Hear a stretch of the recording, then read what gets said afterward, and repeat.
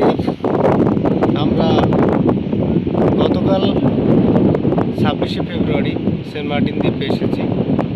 Saint Martin দ্বীপে আমি এর আগে এসেছিলাম 2018 সালে, সম্ভবত মার্চ মাসে।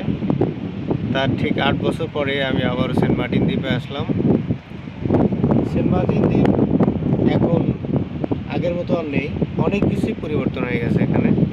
এখানে আগে যা দেখেছিলাম এত পাকা বাড়ি এত ছিল না, এখন হাজারো পাকা বাড়ি, যেটা পরিবেশের ভারসাম্যটা নষ্ট করে দিয়েছে।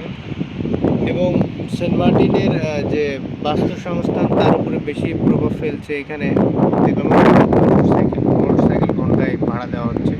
তারা এই বিচের উপরে মানে যা তা অবস্থা, এদিক সেদিক ছোটাছুটি করতেছে মোটরসাইকেল নিয়ে, যে কারণে এখানে যে সমুদ্রের বিচের উপরে যেসব জীবজন্তু বা প্রাণী, যেমন কচ্ছপ সহ আর কাঁকড়া, এসব প্রাণী হুমকির মুখে পড়ছে। এবারে একটা ভালো উদ্যোগ দেখলাম যে সেন্ট মার্টিনে সেরা দ্বীপে যেতে দিচ্ছে না। আমরা ওই সেন্ট মার্টিন দ্বীপের দক্ষিণ প্রান্ত পর্যন্ত যেতে পারছি, তারপরে আর উপরে আমাদের যেতে দেয়নি। তো সেন্ট মার্টিন দ্বীপে এবার আসা একটা কষ্টসাধ্য ব্যাপার হয়ে গেছে, কারণ কক্সবাজার থেকে জাহাজে আসা এখন অনেক ব্যয়বহুল। যেখানে আগে টেকনাফ থেকে 500-550 টাকা দিয়ে যাতায়াত খরচ ছিল, এখন কক্সবাজার থেকে ছাড়াই সেখানে প্রায় 2500-2600 মিনিমাম খরচ দিয়ে আমাদের সেন্ট মার্টিন দ্বীপে আসতে হবে।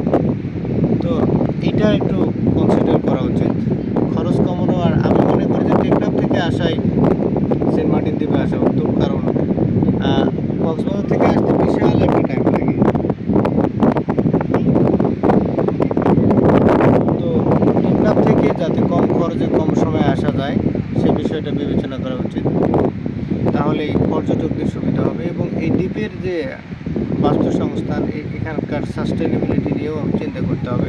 দ্বীপটা যেন ধ্বংস না হয়ে যায়, কোরালগুলো যেন নষ্ট না হয়ে যায়, সে বিষয়টা আমাদের খেয়াল রাখতে হবে। ধন্যবাদ।